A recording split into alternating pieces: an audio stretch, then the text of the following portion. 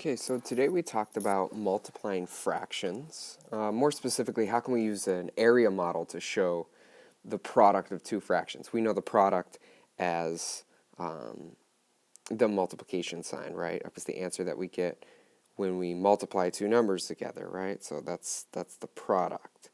And what we're talking about today is multiplying fractions, which here's a fraction, right? And multiplying two of them together, but we need to use a model. So we got to draw some type of picture, right? So it's got to be a picture. So looking at that, I went straight to your homework and looked at 3, and it says 4/5 times 1/2.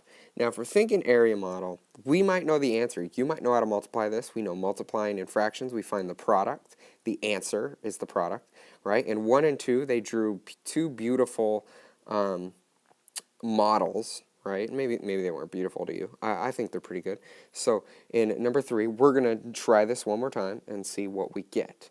All right, so now if you multiplied straight across, you probably already thinking, hey, I already know the answer, but I want to see the model. You have to be able to model it. So how do we model it? Well, you can do that by choosing either 4/5 to draw or 1/2 to draw.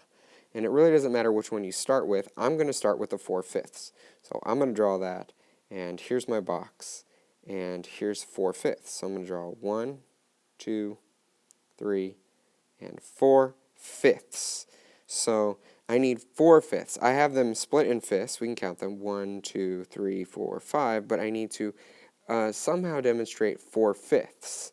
So I'm going to color them this light blue. Okay, I color them this light blue. So here is my 4/5 as I put them here.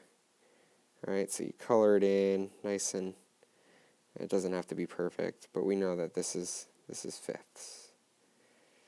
Okay. Alright, so there it is, 4/5. We can double check it, make sure that we got it all by looking at it, simply counting this. So here's 1, 2, 3, 4, 5, and we have 4 of them colored in. 1, 2, 3, 4. Good? So after that, now we need to look at the second number, which in this case is 1/2. So now we have to split our 4/5 into 1/2. We can split the whole thing, but the only ones that matter is the 4/5, right? It's only these 4 right here. But we split the whole thing in half. We could do that. Or we can look at it as we're splitting each of our fifths in half. So here I'm splitting this fifth in half, this fifth in half, this fifth in half, this fifth in half, and then this fifth in half, which we didn't really use the first time. Now we got to look at this 1/2, this one right here, and we got to say, okay, we split it in half, but we didn't color half. So now we need to pick another color. I'm just going to go with black and color half of each 1/5. So only half of it. Okay. Alright, so the ones that have been colored twice is going to be our answer. So in this case, we have the blue and we have the black.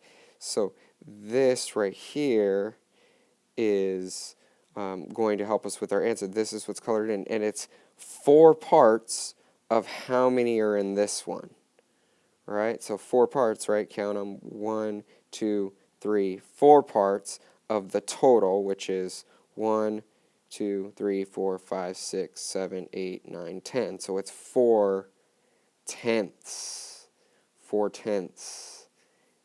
Right? And that is, if you multiply it straight across, you might have gotten that, right? Real quick, 4 times 1 is 4, 5 times 2 is 10. We drew a nice model with that. You don't have to circle them if you didn't want to, that's fine. But that is how you would do the area model when you multiply fractions. So see if you can do that, see how you do. You're going to have one of these on the quiz tomorrow. Remember, you don't have to do the back. Good luck, and see if you can figure it out.